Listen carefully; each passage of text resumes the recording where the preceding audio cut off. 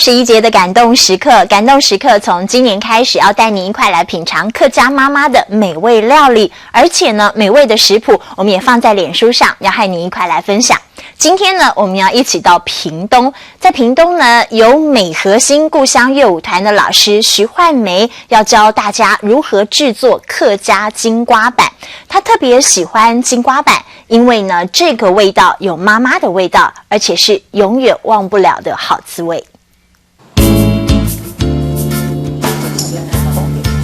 屏东内埔的客家庄美和新故乡乐舞团的妈妈们亲自动手，要让大家品尝客家金瓜板。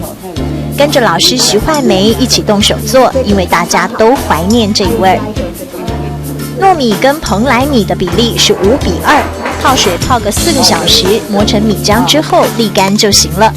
接着要处理的是南瓜，南瓜切成块，只要放进电锅蒸个半个小时就够。拿蒸熟了以后，就把它搅烂来。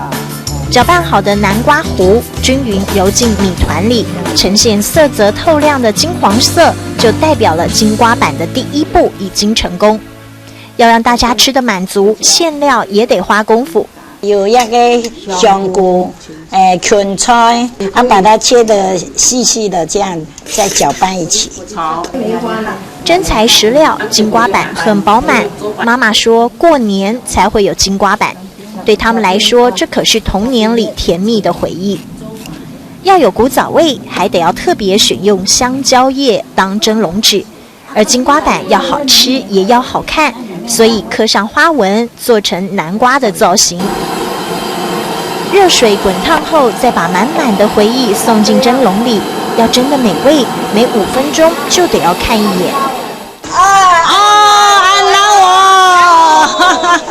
古时候的人就是每一次砧板的，就一打开来要讲好话，所以呢就会据说真的很好。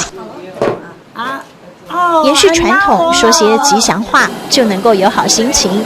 而掀开锅盖是为了要让水分不会压塌了金瓜板。15分钟之后就能上桌了。一颗颗黄澄澄的金瓜板，香 Q 又可口。美和新故乡的成员表演完，最爱吃上几口。好来，很合适的哈，来的2、3唱。边唱歌边回味，真的很有家乡味。客家妈妈用巧手把南瓜做成精致的客家米食，现在他们常常一起做，希望妈妈的味道也能传承，让下一代都能回味无穷。金黄色的南瓜闪亮了客庄童年的记忆，糯米与蓬莱米5比2的比例，蒸笼和香蕉叶15分的等待，金瓜板天籁般的美味，乐舞团的妈妈献上感动时刻。